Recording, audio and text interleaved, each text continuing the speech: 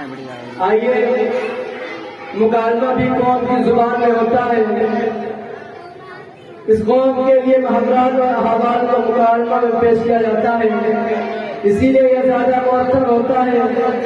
तो मैं अपनी फर्ज में इस असर अंगेज को पेश करने के लिए दावत देता हूँ, जिनसे मेरी मुराद तूबा और जिक्रा से है कि वो आए और अपना मुकालमा पेश करें।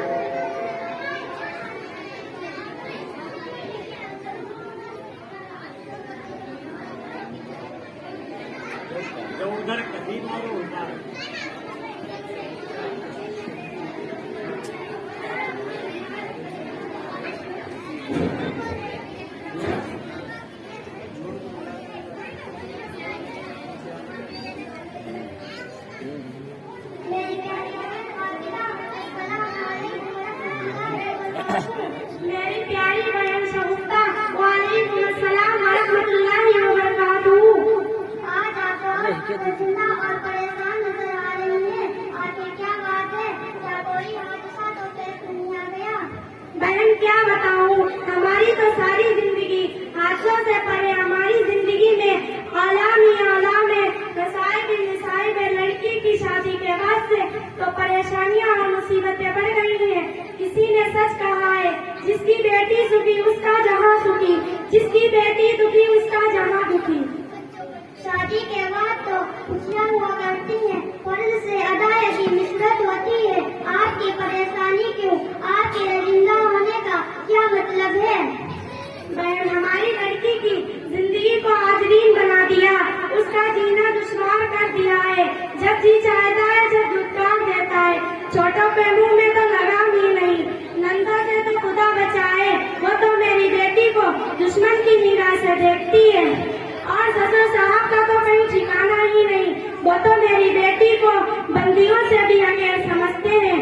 खुदा खैर करे, सास तो पूरी नागन है। वो तो मेरी बेटी को हर वक्त समझाती रहती है।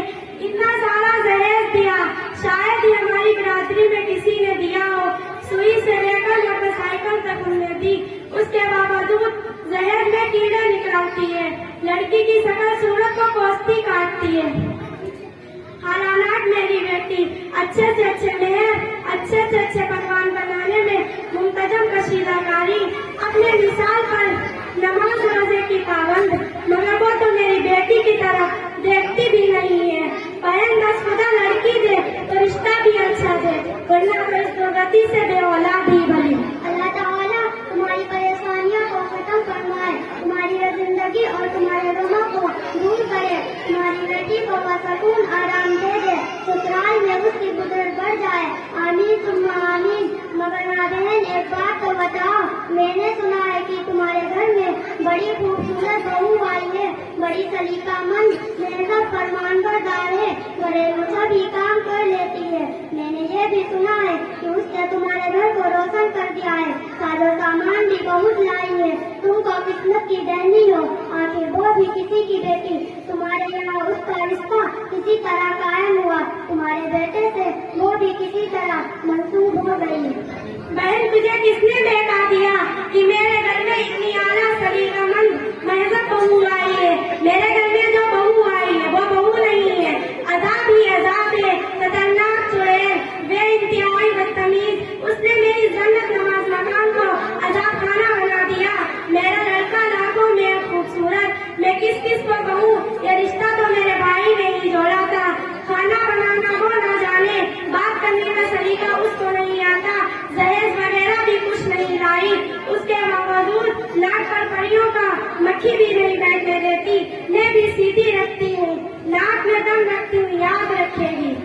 बहन, तुम भी अजीब औरत हो, जब तुम दूसरे की लड़की को परेशान रखती हो, उसकी नाक में दम रखती हो, उसका जीना दुश्वार करती हो, उसको आजरीन बनाती हो, उसकी शकल व सूरत को कोसती काटती हो, दहेज किल्लत का गिला वो शिकायत करती हो, फिर तुम उसकी ससुराल वालों की शिकायत करती हो। जब तुम दूसरे की बेटी को राहत नहीं दोगी तो तुम्हारी बेटी को क्यों अगर राहत मिलेगी? तुम्हारा बेटा और बेटी तो लाखों में है, दूसरा तो कुछ भी नहीं। अपनी बहू की कदर करो, उसको भी अपनी बेटी जानो, वो भी